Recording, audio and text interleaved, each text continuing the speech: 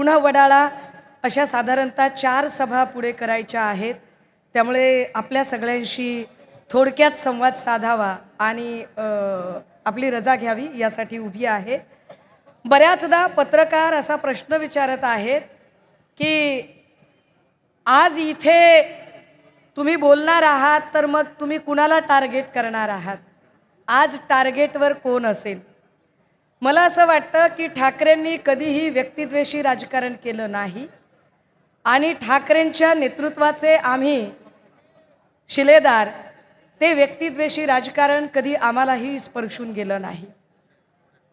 व्यक्तिद्वेषापेक्षा सुद्धा महत्त्वाची गोष्ट काय आहे तर एका तत्वहीन आणि कणाहीन राजकारणाच्या विरोधात एक यल्गार केला पाहिजे आणि तत्वनिष्ठ राजकारणाचं अधिष्ठान जपलं पाहिजे, यासाठीची ही लढाई आहे। माध्यमे गेली 4 दिवस झालं, विशेषतः इलेक्ट्रॉनिक माध्यमे आकडे दाखवतायत त्यांच्या स्क्रीनवर आणि आकडे दाखवताना शिंदेंचे एवढे आकडे, ठाकरेंचे एवढे आकडे, आता शिंदेंकडे एवढे नगरसेवक आहेत, भाजपकडे एवढे नगरसेवक आहेत, असे आकडे स्क्रीनवर दाखवले जात आहेत। आम्हाला माध्यमांना अत्यंत जबाबदारीने आणि नम्रतेने सांगायला पाहिजे की दादा हो, तुम्ही जे काही आकडे दाखवताय ना, त्यांच्याकडे एवढे आकडे तेवढे आकडे, ते सगळेच्या सगळे आकडे 2017ला जो एबी फॉर्म त्यांनी घेतला त्या एबी फॉर्मवर ठाकरेंची सही होती, हे फार महत्त्वाचं आहे। आणि ते सगळे आकडे जे निवडून आले त्यांना ठाकरेंकडे बघून मतं मिळालेली होती। त्यामुळे त्या आकड्यांची चिंता आम्ही अजिबात करत नाही, क्योंकि अगर हम बना सकते हैं तो हम बिगाड़ भी सकते हैं आणि तेवढी आम्हाला खात्री आहे। आता जरा मुद्द्याकडे येऊया, कारण त्यांचं असं म्हणणं आहे की तुम्ही विकासावर बोलतच नाही आहोत। त्यांना फार विकासाबद्दल ऐकून घ्यायची इच्छा आहे। मी सकाळी ठाण्यामध्ये आले, मला असं वाटलं की दरवेळेची माझी सवय की ठाण्यामध्ये यायचं म्हणजे भली मोठी कमान बघायची, धर्मवीर आनंद दिघे प्रवेशद्वार बघितलं की ठाणे आलं असं आम्हाला वाटतंय। आम्ही सरळ पुढे निघून गेलो 3 किलोमीटर, मग लक्षात आलं की ठाणे तर निघून गेलं। म्हटलं अरे कमान, ज्या लोकांनी धर्मवीर नावाचा चित्रपट काढला, करोडो खर्च केले, ती धर्मवीर नावाची कमान कुठे गायब झाली? जसा कणा गायब झाला तशी कमानही गायब झाली। हे आठवण करून दिली पाहिजे ठाणेकरांना की राष्ट्रीय स्वयंसेवक संघाचे सरसंघ संचालक श्री मोहन भागवतजी यांनी याच ठाण्यामध्ये येऊन धर्मवीर आनंद दिघे साहेबांच्या संबंधाने आणि विशेषतः कॅन्सर रुग्णालयाच्या संबंधाने कोनशिला समारंभ इथं संपन्न झाला। संघाचे सरसंघ संचालक आले आणि ते म्हणाले की कॅन्सरचं इथं निदान करणारं रुग्णालय उभं राहणार आहे आणि त्याचा हा कोनशिला होत आहे, पण इतक्या वर्षात त्याची एक वीट सुद्धा लावली गेली नाही। ते आम्हाला सांगतायत की आम्ही बाळासाहेबांच्या विचाराचे, आम्ही बाळासाहेबांच्या विचाराचे, आम्ही खरा बाळासाहेबांचा विचार जपलेला आहे। तुम्ही विचार करा, जर खरंच शिंदेंनी बाळासाहेबांचा विचार जपला असेल, शिंदेंच्या सोबतचा प्रत्येक माणूस जर बाळासाहेबांच्या विचारांचा असेल, तर साधे साधे 2 प्रश्न। गणेश नाईकांनी असं म्हटलं की मी तुमचं टांगा पलटीन घोडं फरार करीन। विचार करा, हे टांगा पलटी घोडं फरार जर शब्द आपल्या नेत्याबद्दल आले असते तर आपण आतापर्यंत घरात घुसलो असतो। ज्या अर्थी यांचे सगळेच्या सगळे लोक बॅकसीट घेऊन बसतात आणि आपल्या नेत्याचं टांगा पलटी करणाऱ्या माणसाला पलटून उत्तर सुद्धा देऊ शकत नाहीत, ते बाळासाहेबांच्या विचारांचे वारसदार कदापि असू शकत नाहीत। मी जरा दुसरं उदाहरण सांगितलं पाहिजे की ते म्हणतात की नाही नाही आम्ही बाळासाहेबांच्या विचारांचे, तर एकमेव द्वितीय हिंदू हृदय सम्राट बाळासाहेब ठाकरे असं म्हणतात की कायम मुंबईवर शिवसेनेचा, मुंबई बीएमसीवर शिवसेनेचा भगवा फडकायला हवा। आता किती दुर्दैवी परिस्थिती आहे की भाजपचा महापौर होण्यासाठी अवघी शिंदे सेना कामाला लागलेली आहे। त्यांच्या पक्षाचा महापौर करण्यासाठी नाही, भाजपचा महापौर करण्यासाठी ते सगळे आपली ताकद पणाला लावत आहेत. आणि किती स्वाभिमान गहाण टाकावा की जिथे तिथे जे होर्डिंग लागलेले आहेत, हे जर होर्डिंग नीट बघितले तर भाजपा महायुती इथे तरी त्यांनी बाण लावलाय. तिकडे मुंबईमध्ये तर जेवढे काही बॅनर लागले त्या बॅनरवर ना हिंदू हृदय सम्राट बाळासाहेब ठाकरेंचा फोटो, ना धर्मवीर आनंद दिघेंचा फोटो, ना एकनाथ शिंदेंचा फोटो, ना धनुष्यबाणाचं चिन्ह, काहीच नाही, फक्त भाजप महायुती. कुठे आहे स्वाभिमान? कुठे गेला तो विचार? आणि ही सगळी माणसं आपल्याला शहाणपण सांगताहेत. दादा हो, ठाण्यातल्या अनेक समस्या आहेत. या समस्यांवर बैजवार दोनही आमचे नेते बोलतीलच. मी त्याच्यात फार खोलात अजिबात जाणार नाही. पण मी एक नक्की सांगू शकते की संस्कार, शिस्त आणि संयम काय असतो तो. 2 दिवसात पैशांचा पाऊस पडेल. कदाचित 10-10, 20-20, 25-25 हजार मताला खर्च केले जातील. पैसे कुठून येतात हे मी वेगळं सांगायची गरज नाही. त्याच्यावर विपुल प्रमाणात बोलणं झालेलं आहे. आणि नुसते पैसेच नाही तर दमदाटीची भाषा सुद्धा.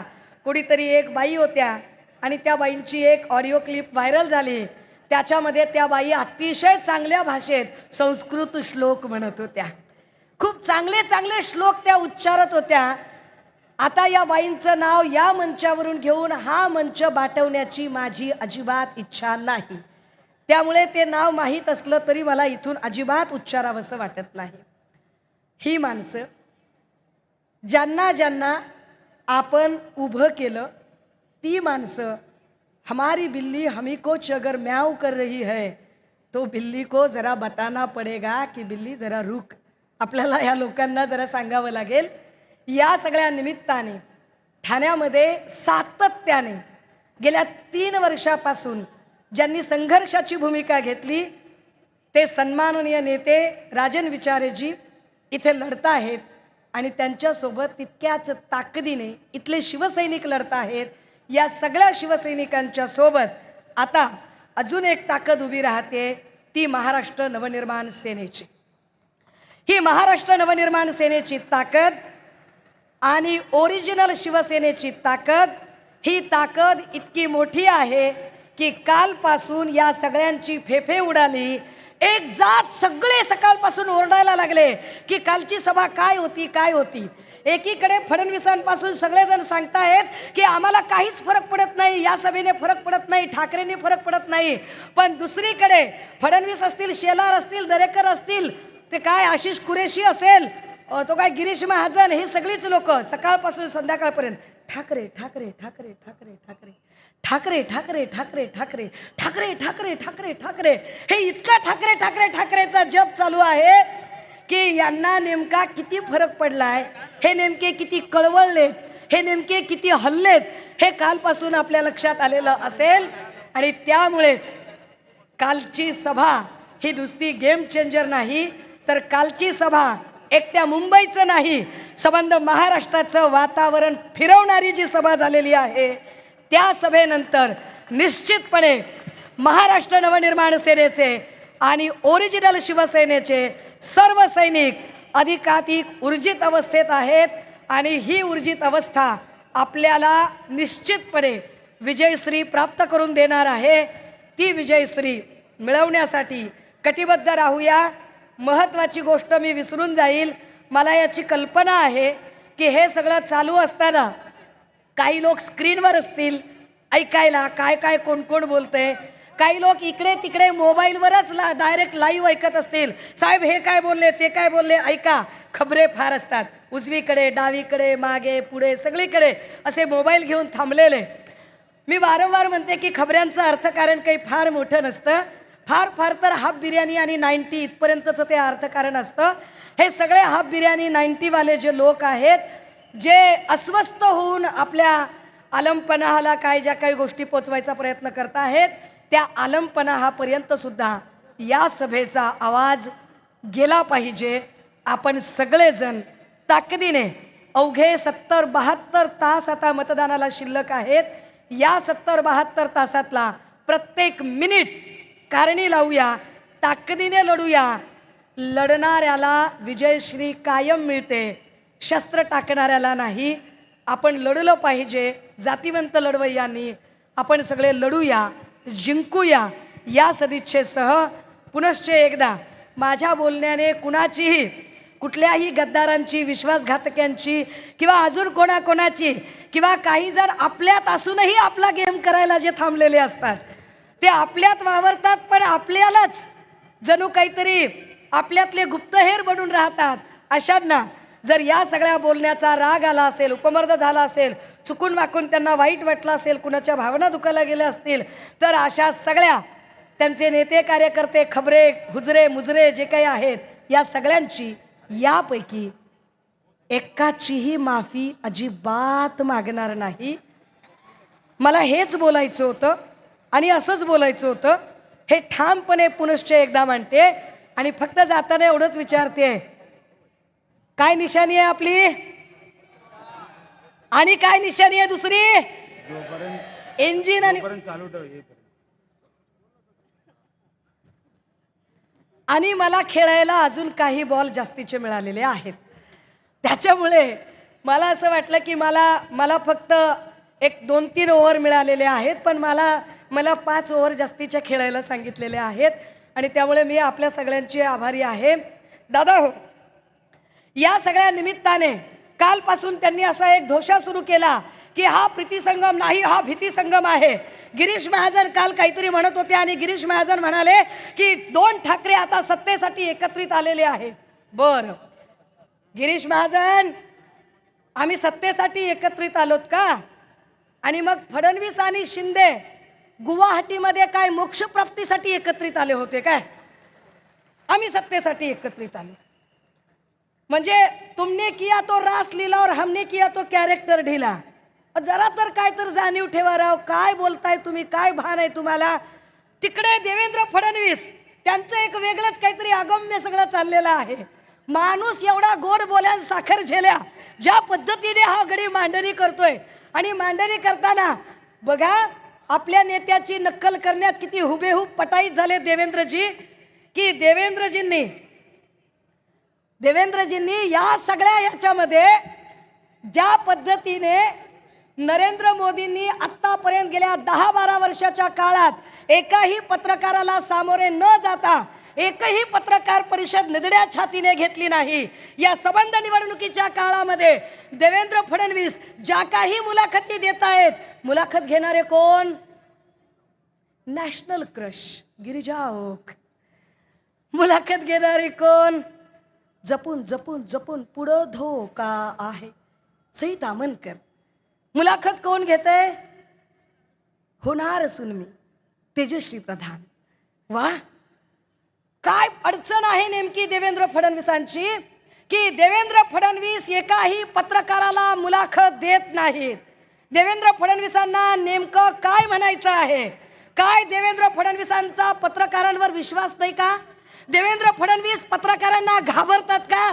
पत्रकार ग्रिल करतील, पत्रकार वाटेल ते प्रश्न विचारतील, या प्रश्नांना आपण सामोरे जाऊ शकणार नाही म्हणून ते अशा पद्धतीने सेलिब्रिटी अभिनेत्रींना मुलाखती देत सुटलेले आहेत. की देवेंद्र फडणवीस मुळात महाराष्ट्रातल्या पत्रकारांना गिनायलाच तयार नाहीत. दोन्हीपैकी क्या नेमकं कारण काय आहे? विश्वास नाहीये म्हणून देत नाहीयेत, की पत्रकारांना गिनायचंच नाही असं त्यांनी ठरवलंय म्हणून ते पत्रकारांना मुलाखती देत नाहीत? जे देवेंद्र फडणवीस उठसूट प्रत्येकाला क्लीन चिट देत आहेत, ते ड्रग्ज प्रकरणात ते क्लीन चिट देत आहेत. आणि ते सांगतायत की लवकरच सगळं नेक्सस बाहेर येईल. कधी बाहेर येणार? अहो, गेल्या 3 वर्षात नुसते साठेच बाहेर येत आहेत, नेक्सस अजिबातच बाहेर येत नाहीये. आणि देवेंद्रजी मात्र एकदम अतिशय गोड चेहऱ्याने सांगताहेत की आम्ही लवकरच याची माहिती करू, आम्ही याच्यामध्ये क्लीन चिट देतो. देवेंद्र फडणवीस हे काही जज नाहीत, देवेंद्र फडणवीस हे काही न्यायाधीश नाहीत की उठसूट प्रत्येकाला ते क्लीन चिट देत जातील आणि उठसूट प्रत्येक जण देवेंद्रजींच्या नावाने आता आम्हाला क्लीन चिट मिळाली, आता आम्हाला बोलायचं काहीच कारण नाही. मुळात आमची लढाई ही जेव्हा आम्ही इथल्या मराठीसाठी आहे असं म्हणतो त्यावेळेला त्या मराठीमध्ये नुसती मराठी भाषा, मराठी सत्ता, मराठी मत्ता, मराठी अस्मिता एवढंच असत नाही, तर आमची सगळी महाराष्ट्रातली पोरं व्यसनांच्या आहारी जाता कामा नये यासाठी सुद्धा ही लढाई अत्यंत महत्त्वाची ठरते. आणि म्हणून ही लढाई आम्ही लढत राहतो. ही लढाई आम्ही लढली पाहिजे. या लढाईवर आम्ही बोललो पाहिजे. आम्ही सातत्याने प्रश्न विचारले पाहिजे. पण प्रश्न विचारणाऱ्याला पुन्हा ते आपल्याला सांगतात हिंदू, आम्ही हिंदू आहोत. आता आम्हाला हिंदुत्व शिकवणारे जर तिकडे MIMच्या पायाशी जर लोळण घेत असतील तर त्यांनी आम्हाला शिकवावं, त्यांनी आम्हाला हिंदुत्व सांगावं, ते आम्हाला हिंदुत्वाच्या भाषा आणि हिंदुत्वाच्या व्याख्या सांगतील. या सगळ्या भानगडीमध्ये, या सगळ्या घडामोडीमध्ये दादा हो, ही निवडणूक का महत्त्वाची आहे, या निवडणुकीमध्ये आपल्याला का सजग राहायचं आहे, या निवडणुकीमध्ये आपल्याला का एकमुखाने निर्णय घ्यायचा आहे. आपल्याला हे लक्षात आलं पाहिजे की या महाराष्ट्रामध्ये आत्तापर्यंत अगदी गेल्या 3 वर्षाचा जरी लेखाजोखा बघितला तर गेल्या 3 वर्षात सत्ता नसताना सुद्धा या महाराष्ट्रातल्या प्रत्येक प्रश्नावर जर ताकदीने कुणी आवाज उठवला असेल तर तो शिवसैनिकांनी, मनसैनिकांनी उठवलेला आहे. कुठलाही सत्तेचं पाठबळ नसताना आम्ही वारंवार इथले इल्लीगल पब बार असतील, इथले हुक्का पार्लर असतील, इथल्या इल्लीगल असणाऱ्या कुठल्याही अनाधिकृत बेकायदेशीर गोष्टी असतील, या सगळ्यांच्या साठीचा एक आवाज उठवण्याची भूमिका आपण सातत्याने घेतलेली आहे. हा आवाज अधिकाधिक जर बुलंद करायचा असेल, आमच्या लेकीवाळींना सुरक्षित ठेवायचं असेल तर गरज आहे की इथे छत्रपती शिवरायांच्या विचारांचं एक नवं शासन प्रशासन उदयाला आलं पाहिजे. कारण छत्रपती शिवरायांचं नाव घेऊन जे काही या लोकांचं राजकारण चालू आहे, मुळात यांना छत्रपतींचा जर विचार कळला असता तर इथल्या लेकीबाळींनी सुरक्षित आणि मोकळेपणाने श्वास घेतला असता.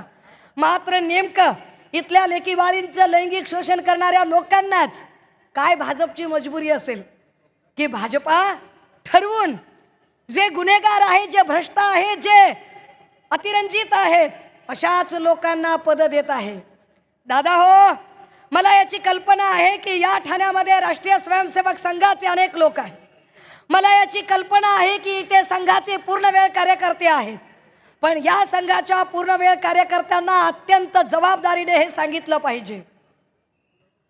वारुळ असतं ना, वारुळ, मुंग्या वारुळ बनवतात, एक एक कण गोळा करतात आणि वारुळ तयार करतात. पण जेव्हा वारुळ पूर्ण होतं ना तेव्हा त्यात राहण्याचं भाग्य मुंग्यांना मिळत नाही, त्यात राहायला विषारी नाग येतात. भाजपाच्या सत्तेचं वारुळ भाजपच्या छोट्या छोट्या कार्यकर्त्यांनी आणि राष्ट्रीय स्वयंसेवक संघाच्या कार्यकर्त्यांनी पूर्ण केलं. मात्र त्या वारुळात राहण्याचं भाग्य ना संघाच्या स्वयंसेवकांना मिळालं, ना भाजपाच्या कार्यकर्त्यांना मिळालं. वारुळ जरी RSSच्या कार्यकर्त्यांनी बांधलं असलं तरी या वारुळामध्ये राहायला सगळे भ्रष्टाचारी, बलात्कारी, तडीपारी, गुंड, गुन्हेगार हे सगळे लोक या वारुळात राहायला आले आणि जुने सगळे चाऊस झाले. आता चाऊस, मला वेगळा शब्द माहित होता आधी. मला काय शब्द माहित होता? चाऊस म्हणजे इंग्रजी शब्दांची डिक्शनरी, चाऊस म्हणजे इंग्रजी स्पोकन क्लासेस.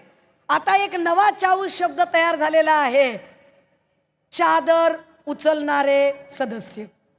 हे सगळे जे चादर उचलणारे सदस्य, जे चाऊस लोक आहेत, या चाऊस लोकांमध्ये अनेक केशव माधव अतृप्त जीवात्मे आहेत.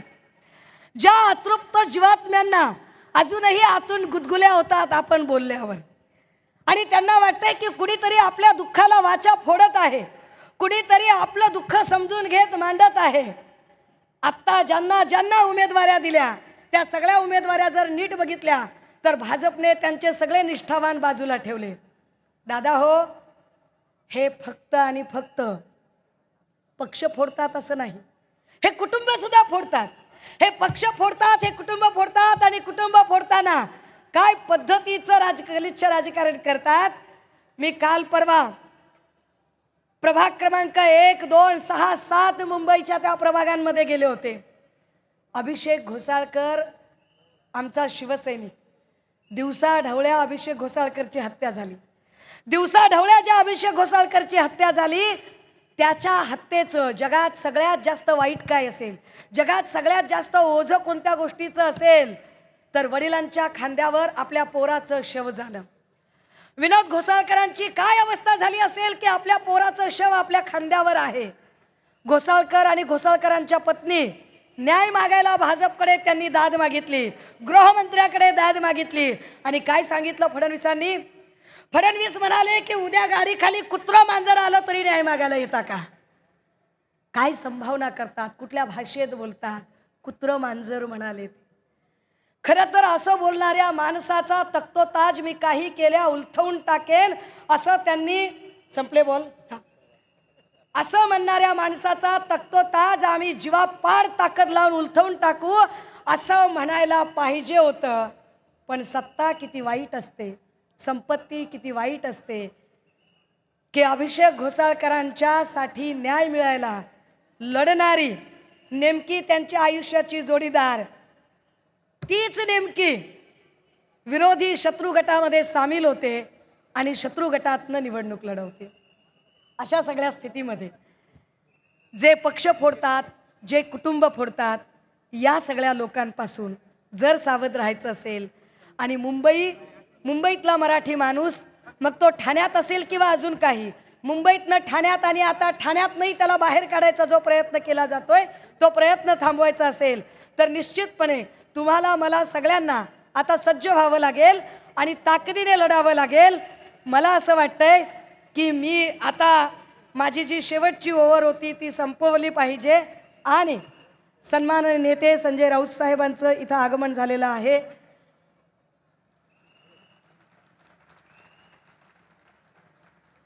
आणि ह्या टाळ्या उगाच वाजत नसतात, या टाळ्या कधीही गद्दारांच्या नशिबी नसतात.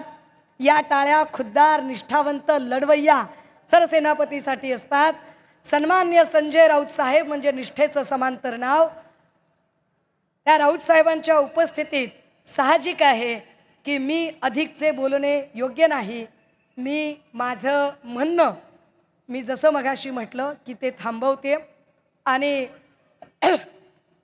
आपल्या सगळ्यांना पुनश्च एकदा या सभेच्या निमित्तानं आणि येणाऱ्या निवडणुकीच्या निमित्तानं विजयाच्या खूप खूप शुभेच्छा देते. थांबते, रजा घेते. जय हिंद, जय महाराष्ट्र, जय शिवसेना, जय मनसे. थँक्यू. धन्यवाद ताई. व्यासपीठाच्या डाव्या बाजूला उजव्या बाजूला एवढी मंडळी उभी आहे, मागच्या साईडने लोकांना यायला जागा नाही आहे. कृपया मागे खुर्च्या आहेत, सगळ्यांनी बसून घ्या. उजव्या साईडला पण खुर्च्या आहेत, कृपया बसून घ्या. ही जी मंडळी समोर आहे, कृपया सगळ्यांनी इकडे बसून घ्या. आपल्याला विनंती आहे, आपण सगळे शिस्तीचं पालन करणारे कार्यकर्ते आहोत. जे समोर मंडळी उभे उजव्या साईडला, त्यांनी कृपया व्यासपीठाच्या उजव्या बाजूला स्क्रीन लावलेली आहे, तिथे खुर्च्या देखील आहेत, सगळ्यांनी बसून घ्या. डाव्या साईडला देखील जे उभी मंडळी, मागच्या बाजूने लोकांना यायला संधी मिळत नाही, लोक बाहेरच मागे उभे आहेत. माझी या बाजूला उभ्या असलेल्या सगळ्यांना विनंती आहे की काय होतं आहे, तुमच्यामुळे अनेक लोक येत आहेत. तुम्ही रस्ता बंद करून टाकलात मागे जायचा आणि त्याच्यामुळे लोक परत पाठी निघून जात आहेत. मागे आत्तापर्यंत 1000 लोक परत युटर्न मारत आहेत गर्दी झाली आहे म्हणून, आणि हे तुम्ही सगळं अडकवून ठेवलं आहे दोन्ही बाजूने. माझी तुम्हाला विनंती आहे, एक तर घरी जाऊन स्क्रीनवर बघा चालेल, पण रस्ता अडवू नका. मागे जायला रस्ता द्या लोकांना, का हा एकमेव रस्ता आहे मागे जायला. माझी तुम्हाला सगळ्यांना पुन्हा विनंती आहे, तुम्ही हलतच नाही आहात. दोन्ही बाजूने लोकांना पाठी जायला